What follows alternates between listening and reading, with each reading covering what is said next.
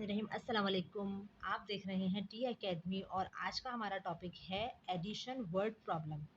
सबसे पहले तो मैं आपको बताऊं बच्चों को कि वर्ड प्रॉब्लम होती क्या चीज़ है। बच्चे अक्सर भूल जाते हैं कि वर्ड प्रॉब्लम क्या है और किस तरीके से सॉल्व हो सकती है। इसके लिए मैं आपको एक आसान सा ट्रिक बताऊंगी। ये बहुत ज़्यादा आसान है और ज़्यादातर क्वेश्चन जो है वो इसी वर्ड के ऊपर डिपेंड करते हैं, जिसकी वजह से हम इसको पहचान सकते हैं कि ये एडिशन होगा या सब्ट्रैक्शन होगा।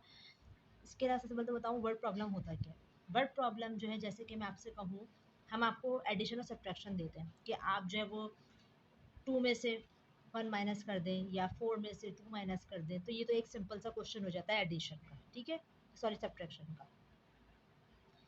लेकिन अब जो ये वर्ड प्रॉब्लम है, जैसे फॉर एग्जांपल आपके घर में कभी आपकी अम्मी कहती होंगी कि जाके आप जो है वो 2 अंडे लेकर आओ, ठीक है, इसके अलावा उसमें से एक आप खा लेना, तो फिर कितने